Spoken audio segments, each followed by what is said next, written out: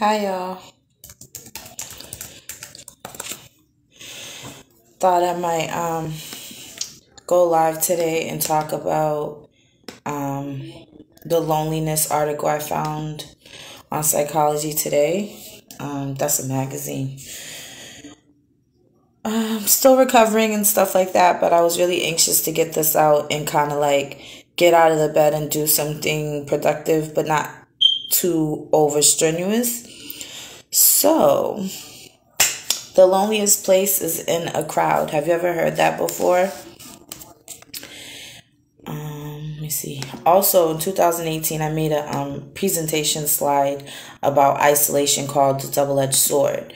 So I'll be sharing links to that presentation slide in the comments below eventually once I'm done doing the live. So this is like a three-tier topic. So I posted some article highlights. The article was by Randi Gunther, who's a PhD and it was in the magazine in Psychology Today, and it was called A New Kind of Loneliness.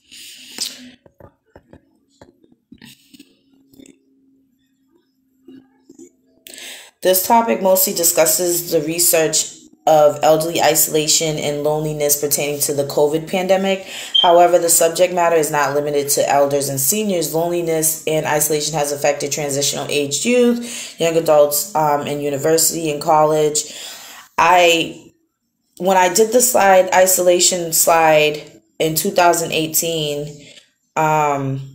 it was inspired by a different article, and I will try to find it again, but it was by an article where they said that, and this was before the pandemic, that college students had a spike, an increase in loneliness and isolation and anxiety in crowds and even depression because of like crowds. So I'll be posting links, statistics in the comments below, resources as well throughout it. But let me start by sharing a little personal experience. Hello, viewer. I personally battle loneliness in the past and even sometimes. But what does loneliness look like for other people? For me, being lonely doesn't mean I'm alone. And being alone doesn't mean I'm lonely. And I think that's a very important quote because sometimes people do not use their time wisely when they're alone. Like people who struggle with mental health disorder or people who struggle with social anxiety, when we isolate, it can become toxic for our self-care. Like we'll stop showering or stop doing our hair or stop exercising and start ruminating on negative thoughts and unhealthy habits and things like that. Let me see some statistics. So, according to University of California in San Francisco, more than 40% of seniors regularly experience loneliness. This feeling of separation and disconnection from others may predict serious health problems and even death. The University of College San Francisco researchers find. There's a link. One is the loneliest number, combating senior isolation. I'm going to click the link and see if we got any hot topics. And this is an interactive live, so I want you guys to be posting below some comments and sharing briefly, like lightly, on if you can relate to this. What does loneliness look like for you? Sorry, I'm having a glitch here. What's the difference between being lonely and being alone? Let's explore these things. How can we combat loneliness? Like, one thing I found when I have extra time on my hands, I like to do my nails, do my hair, or read something or watch a documentary, watch TV, watch movies. Sometimes I don't want to watch TV or watch movies. I get really bored. And then I'll sit on the phone and talk to a friend for a while or something like that. And I'm sure you guys can relate. But where's the article that we just clicked on? Okay, one is the loneliest number. This is stonegatesl.com. Assessing the epidemic. For America's over 65 population, loneliness is a slippery slope. More than 40% of seniors regularly experience loneliness. We already read that. Given the consequences of loneliness, many in the healthcare industry have recommended that it be diagnosed and treated with the same rigor applied to any other disease or chronic condition. So it's been the increase has been so huge that they're actually trying to diagnose people with loneliness. Loneliness increases the likelihood of mortality by 26%. Lack in social connections is damaging to health as damaging to health as smoking 15 cigarettes a day. Coronary bypass patients who report feeling lonely have a mortality rate 5 times higher than other patients 30 days post surgery. Lonely individuals have a 64% increased chance of developing clinical dementia. People who are lonely report 5% more severe symptoms in the common cold than those who are less lonely. Those who are extremely socially isolated cost about $130 per month more in Medicare spending than their non or less isolated counterparts. And I assume that's because also there's another part of the article, one of these articles and links as I'm going to send you, that mentioned that when people are lonely, when seniors get lonely, they go to the emergency room. So I think that's where the $130 per month more in Medicare spending comes from, what they're saying. So talk about living alone. People over 65 have an average life expectancy of almost 20 more years. That's a long time to live alone. Also, more and more adults do not have children, and that means fewer family members are providing care and companionship as those adults age. So there's mostly the links are talking about senior loneliness, but before the pandemic, this was a thing. Let me see if they had one of these had resources. Discover the many options available to seniors to aid in fighting feelings of isolation and depression. In a 2-part of this blog series, we focus on how forward-thinking senior care communities are helping seniors leave their loneliness behind. You'll notice, like, when you go to, when people live in assisted living,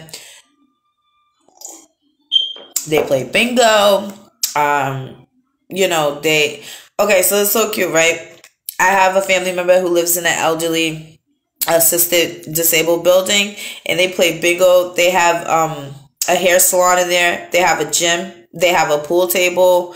They have like at least 4 community spaces, community rooms, like a front room with a lot of windows, a back room with the door closed. You can have events or little meetings, and they play bingo. They also have a computer room and a library, like a huge library. Like whenever I go there to visit my family member, like I have to get in there and read some of those books.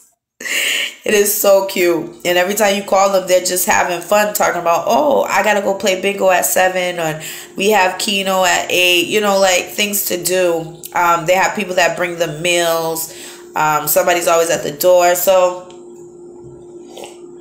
it's their own little community, and they make friends and stuff like that, especially for people, some elderly people who have grandchildren and great-grandchildren. Unfortunately, some of them don't get like attention from these other family members, from their children.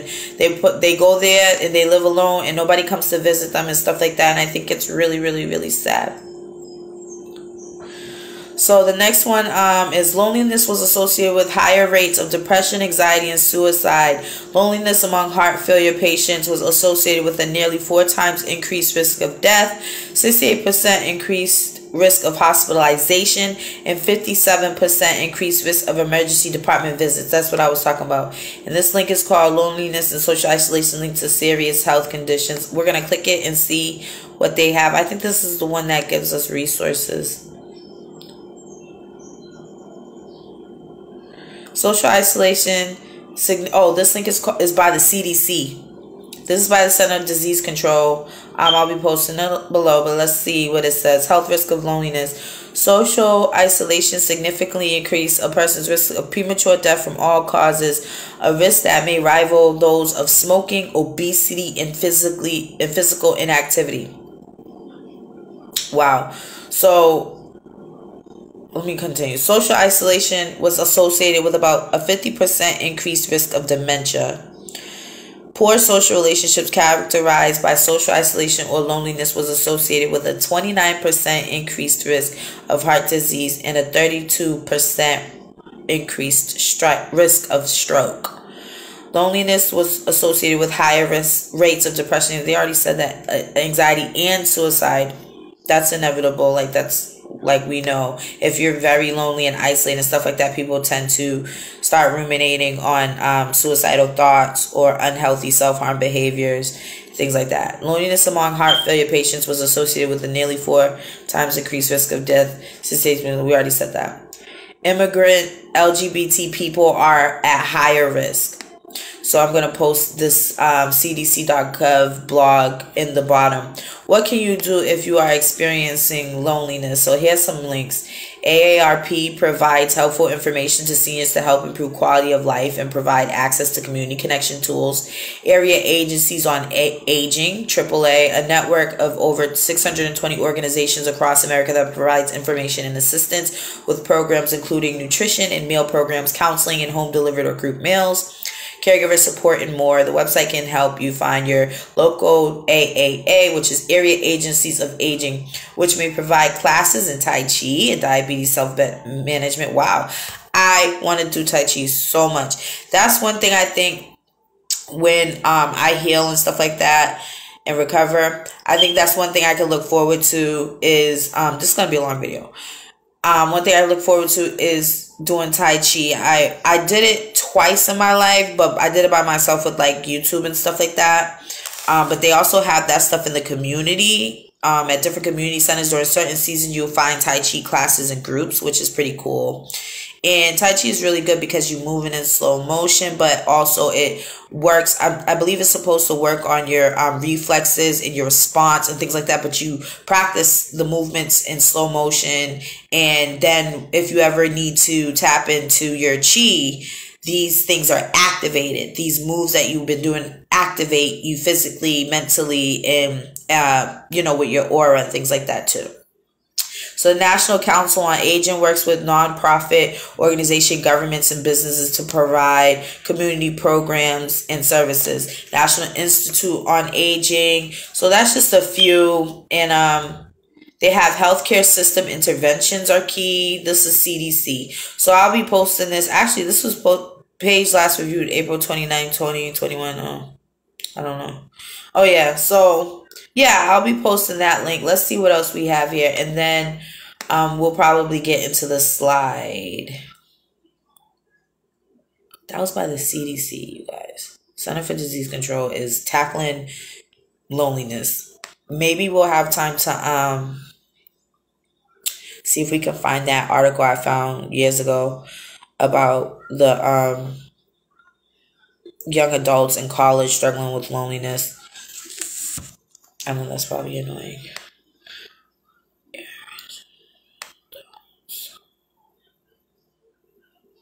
So I'm going to review the article that I posted. I know a lot of you don't like to read or read long things because I'm the same way. Something that drags on with too much information could just be like, okay, I read a little bit and I don't want to continue.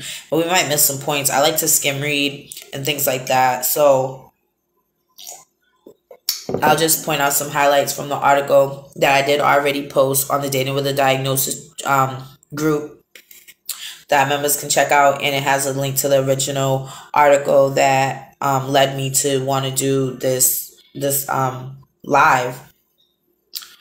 So established couples thrive on interaction with other couples, co-workers, close friends, and even hobbies outside of their relationships. They are able to come back to being with each other, filled with new experiences that stimulate their interest in each other. Those external challenges and stimulations help them create new conversations, ideas, and feelings, keeping them interested and interesting to each other. So basically what I just said was when people are in a relationship or have a bond or like best friends or something like that, and you go on a break or you separate for a while, you may even lose connection, but you also you step outside of the friendship, you step outside of the bond and go other places and see other things and do other things, aside from you together. And when you come back together, it heightens the relationship because you were away, you got new stories. You notice how when you reconnect with your best friend or reconnect with your cousin, y'all pick up where y'all left off, like, oh, I gotta tell you this, I gotta tell you that. So this part of the article intrigued me on why open relationships and polyamory can be so liberating, influenced by new age dating. Hello, viewer. Because it's important to, and I posted an article recently about taking a break from relationships. I posted that in the group. Let me see if I could pull that up. That'd be perfect right now. So basically, I posted that article about why taking a break in a relationship is healthy. And this is so funny because it's crossing through each other, and it makes so much sense to me. I don't like to feel restrained to somebody, or restrained in an area, or restrained in my life. I like to have the space, freedom, and time to get to know myself and get to know other experiences. But you also want to be anchored down with somebody who can relate or accept that and understand that it's not about being up somebody's butt all day. That's what I call it. Like, I can't get work done if I'm just laying there with my man, because it's a distraction. I want to lay there all day, you know. So the healing power of taking a relationship break. Here it goes. I'll probably repost this link in the below. But some of the highlights I posted on it was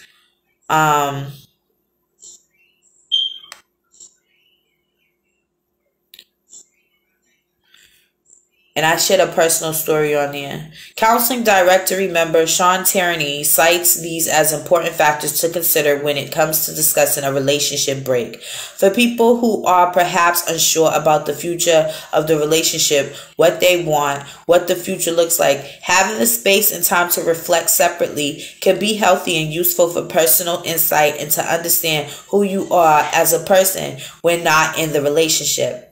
He adds, it can help us reflect on who we are. It can give us space to consider how important the relationship is, how balanced it is, and indeed where we like to see the changes.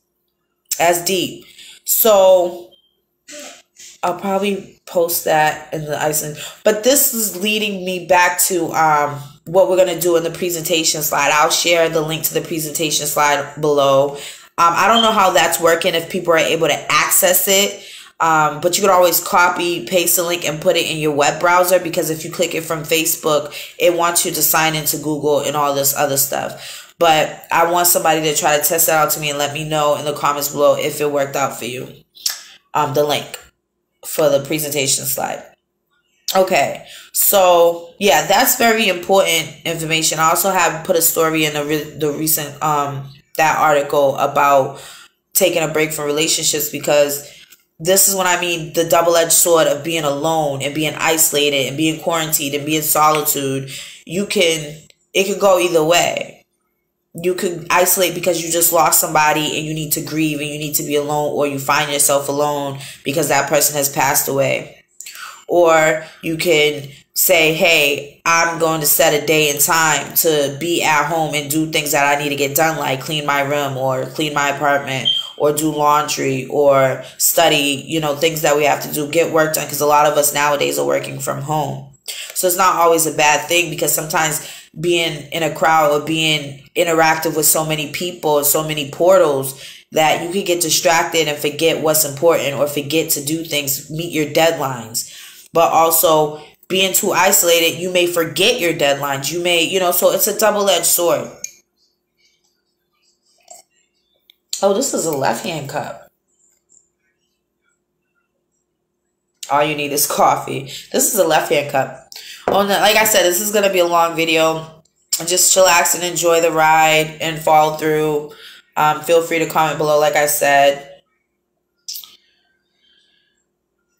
Okay, so the article with Gunther also says in Psychology Today, in addition, the lack of involvement in the outside world results in a lack of connection with what others are experiencing. Not interacting with others can create exaggerated differences in perceptions, often deepening rifts that would have been easily solved with chances to explore and share. That separation creates less trust and more feelings of differences that can make the outside world a more threatening environment. It would be akin to living on an island and then returning to an altered civilization, unsure of what to expect, who to trust, and how to navigate the new landscape. Isolation or continued interaction with only a small group of people has created patterns of interaction that may no longer fit in the same way. So this reminds me of the isolation people living with a mental health or recovery diagnosis, or like CDC said, the LGBTQ and immigrant community feels. Unknowing who to trust, trouble building and keeping healthy connections, environmental paranoia, and lack in social confidence. Those are things that we experience. You have become, the article continues to say, you have become rusty in being able to banter or play, worrying too much about how others may judge you, says Dr. Gunther. This is very familiar territory for one struggling with PTSD, personality disorders, and other social anxieties. We are often unsure what to say in social settings, what to wear, or what would make us blend into the crowd, or even what can make us stand out. We try not to offend people unknowingly or wonder if we are interested enough. So those are things that we think about. That was my words, not necessarily the article. So the last highlight of the article, and then we'll be moving on, is relationships must be fed and nurtured to remain vital, and your resources have been significantly depleted. And this is like pertaining to the pandemic and how we had to quarantine and isolate from, people in social settings. Okay. So now is a good time to move on to the presentation slide. So maybe I'll share this. This is what it looks like. It's supposed to be interactive. It's supposed to be interactive because originally I created it for like a curriculum, like I do. I have different topics that I do, and I create like a little curriculum and stuff. As you can see, it was created and copyrighted in 2018 by me. So I put the definition of isolate. To isolate means to cause to be or remain alone or apart from others. Other words for isolate is separated, detach, solitude, segregate, quarantine, seclude, cut off, shut away, keep in solitude. Let's explore. I isolate when. When do you all isolate? I isolate when I feel guilty. I isolate when I feel stressed. I isolate when I feel overwhelmed. Those are the times when I isolate. When a person isolates, this is a cliff note. When a person isolates, they can become careless of their own welfare. So remember, it says isolation, the double-edged sword. So we just did the definitions of isolate. So this is also where I would like fill in everyone's comments and answers on negatives and positives. What are negative and positive characters of isolation? What is the dichotomy? We just talked a little bit about what it could be good for, like getting things done, and the negatives of like being so alone that you don't let anyone in and you can't grow, because social interaction is very important. And this is probably going to be really good to mention in the Dating with a Diagnosis anthology, the topic of loneliness. So here's the conflict. If you isolate out of fears and anxiety, this could cause inner conflict. If you are detaching from your responsibilities, this will cause conflict. When a person isolates, they can also be causing self-harm.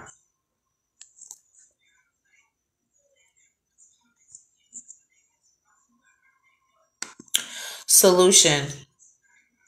What is a solution to isolation? And these are my words, but you can like just think about this stuff for a little bit. And because there's someone in your life right now that might be lonely and you don't know, you're not reaching out to them. You're not talking to your elders in your family or the elders in your community. You're not paying attention to, your children or something. Like your children might feel lonely. When kids get into their adolescent age, they tend to stay in their room with the door closed and shut off. And you don't know what they could be struggling with at school or outside of the home, that when they get home and they shut themselves in their room, you don't know what they're thinking or what they're doing or how they're feeling, or if it's a positive isolation or a negative isolation. You don't know what they're watching on TV, if they have a TV in their room. You don't know what they're doing on the phone. You don't know who they're talking to. So you see what I'm saying? Like, think really about isolation and loneliness and solitude and quarantine and what that really looks like for people who are struggling. You know, remember, think about the negatives and positives, that who around you may be being affected. Hello, viewer. Who around you may be being affected by loneliness, that, you know, like, instead of being alone, they're lonely. There's a difference. And maybe we can explore that too while I'm here. But like I said, it's going to be a long video. So, solution. Isolation can be healthy and used as a part of self-care. When you find yourself isolating out of fear, try meditating on your issues in the solitude. This works for when one is ready to come out of isolation. Some tools include writing, doing art, listening to music, or watching TV. Enjoy your space. You know, like, if you had to take space from people or from life, there's nothing wrong with that. There's no harm done, no foul, you know, like, and some people are so possessive that, and before I move on to the last page of the slide, some people are so possessive that you can't even breathe. Like, you can't get away from them. It's like walking on eggshells, and you may not even notice it. But sometimes, you know, you could be in your own world, in your own mind, in your own thoughts, and somebody will come be in your space 24/7, like a husband or a child or a parent, and distract you from really inner working on yourself, or focusing on your own thoughts, or, you know, enjoying your own space. So what I was thinking about when I thought of that, I'm like, okay, so how does a person who lives with 10 people isolate or quarantine themselves or cut off everybody? And like, what is a physical way? You have 10 people in your house. What is a physical way to isolate when you want to, when it's healthy, to get away from all the distractions? Some people go in the bathroom and close the door, take a shower. Some people go for a walk or go chill with other people. And those moments you should value them, because, you know, you have all these siblings, or you have all these kids, or you have this big family in one house, and everyone's on top of each other, and everybody's trying to get things done, and everybody's trying to contribute. And then there is some conflict sometimes. People start to argue or get cabin fever.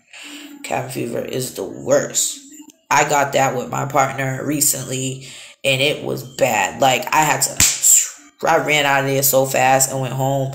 And once I got home, I felt so much better, because I was in my own space, and I could breathe, and I could have the temperature of the room the way I want. I could have the window open if I want. I could have the lighting that I want, or turn the lights off, because I have light sensitivity and things like that. So, you know, how do we do that? So I thought about creating a personal space in your mind, a safe space in your mind. So there's two things I want to point out about a safe space in your mind. One, a safe space in your mind could be a world that you created, or a story that you've read before, that you continue to relive the story in your mind. It can be music, songs, different songs that you enjoy. You can be like listening to in your head without the headphones too. Like, you could just be singing the words in your head, or humming the words in your head. These are personal, like, space, just how to create space in your mind when you cannot create physical, personal space for yourself when you're around a whole group of people. You see? So, and then the other thing about that is, for people similar to me who live with schizoaffective disorder, we live in our own reality naturally. And what tends to happen is, and I'm going to create, we're going to do this as a topic, living with schizophrenia, and how it's how our own reality reflects, our mental reality reflects, and it spills into our environment, where sometimes we don't know what's real and what's not.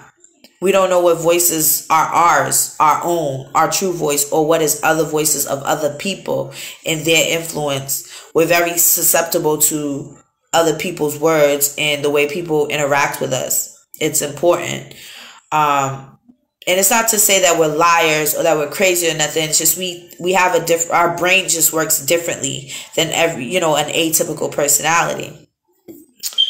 So, like I said, the other part of that is that could be dangerous sometimes for people with schizophrenia. Not that isolation is bad, because that could be good for a person with schizoaffective disorder to be alone. Not lonely, but alone. And sometimes we take medications and the voices go away or the realities go away and we feel extremely lonely. Like, I've heard that a few times in my community, people who start taking these new medications that actually work and quiet the voices in their head and calms them down and keeps them comfortable. Hello, viewer. But now we miss these voices. We miss these different realities. We miss, thinking this type of way, but some of us continue to take the medication. We get used to it. And sometimes the voices or the realities will come back and interfere with, us again. So, that, I just wanted to mention that, there's a possible way to isolate or whatever. And it works for me too. Like, if I'm on a bus or if I'm in the car, like, I isolate mentally and I shut everybody out and shut the whole environment out. And I listen to my music and I meditate and, I just go into my own little world. And I don't like to be distracted from that, to be honest with you.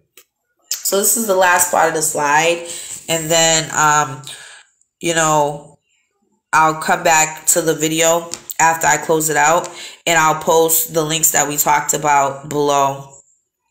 And I hope you guys are enjoying this.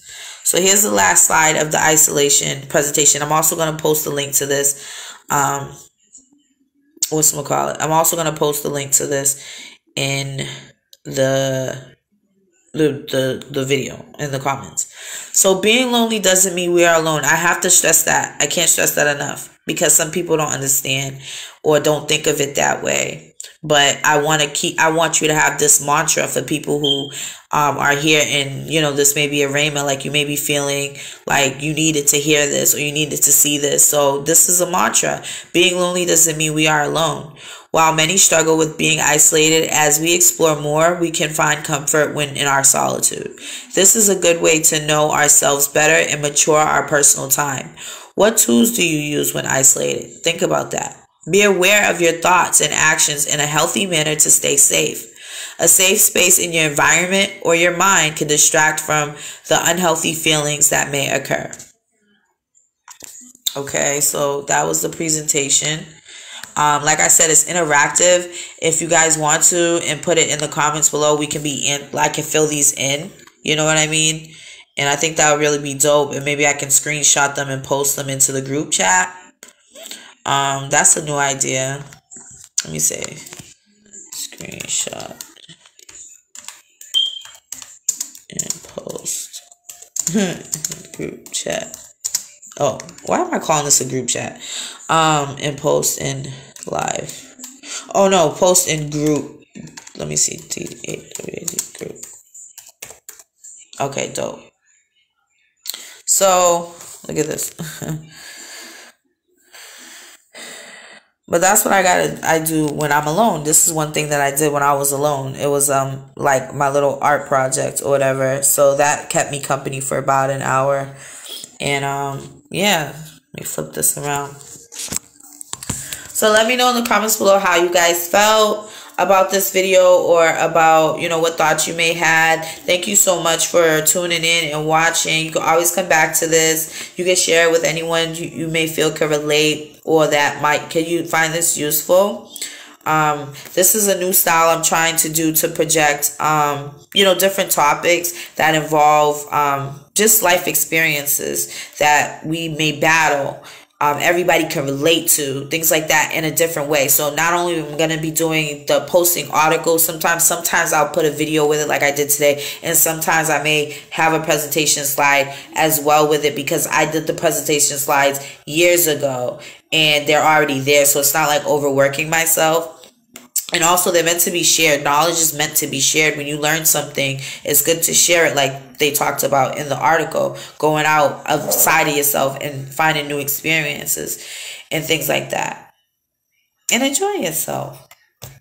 You know what I mean? Like, enjoy your time alone. Like, I'm not struggling with loneliness particularly right now, but I am isolated. You know, because I'm recovering from my surgery, but I feel good because I can sleep all day, and nobody's gonna make me feel guilty about sleeping all day.